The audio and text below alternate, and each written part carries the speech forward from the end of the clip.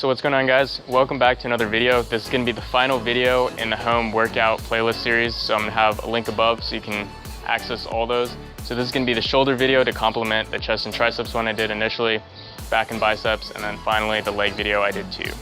So this one should just round everything out, give you a comprehensive guide to training shoulders at home without some of the typical exercises you'd use in the gym and just like modifications on those. And without further ado, let's get started.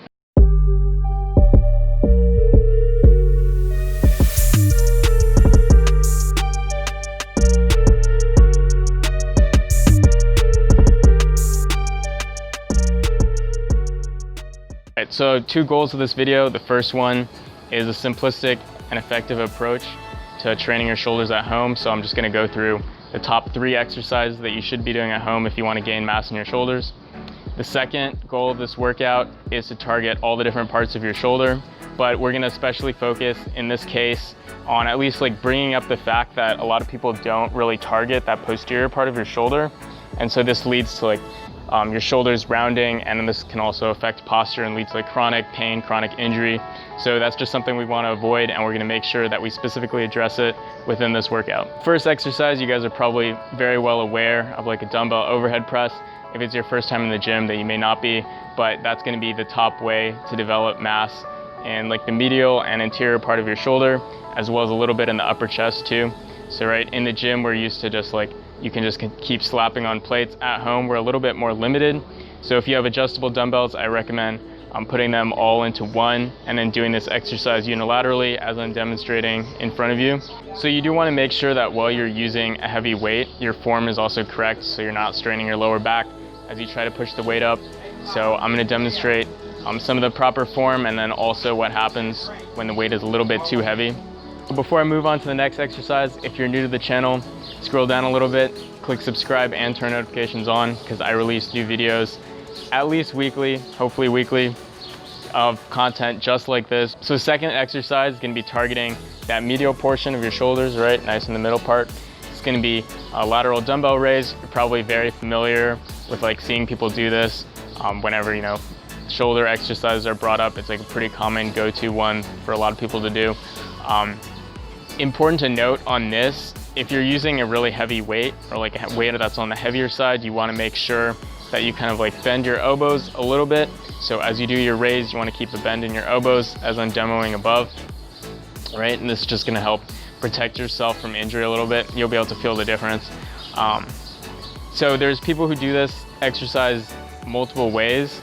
You can definitely use more weight and load up if your arm is a little bit in front of you, and this is also going to be targeting more of that anterior part of the shoulder too, right, that frontal part. I prefer not to target the anterior part because that gets targeted, I'm saying target a lot, that gets hit through like a lot of the different exercises you're doing, whether those be like chest presses or like overhead press. So I really want to focus, and I want you guys to focus too, on keeping your hands like in line with your shoulders, but still maintaining that bend in your elbows as you do this exercise, right? So yeah, so basically targeting this medial part of your shoulders is going to help develop that larger shoulder to hip ratio, which is going to make your shoulders broader.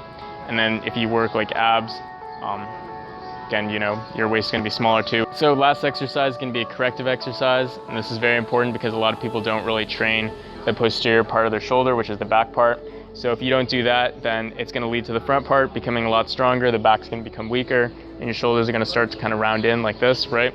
So developing the posterior part of your shoulder is going to keep your posture a lot better, and then it's going to help relieve any type of like chronic stress that's like placed on those areas as a result of like overtraining some parts and then undertraining other parts. So the corrective exercise is face pulls. So normally in the gym, you're used to doing this on like a cable machine.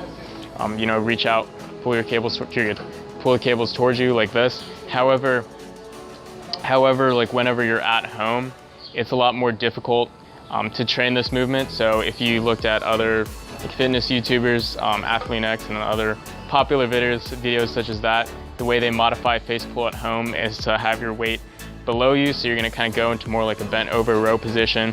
And then when you're with your hands, you wanna make sure they like turn over in the top position. So I'm gonna demo like exactly what I'm talking about in this video. You just wanna make sure that you get peak contraction in that back part of the shoulders at the top of each rep, and you also really want to flex your biceps in and towards yourself at the top of each rep, right?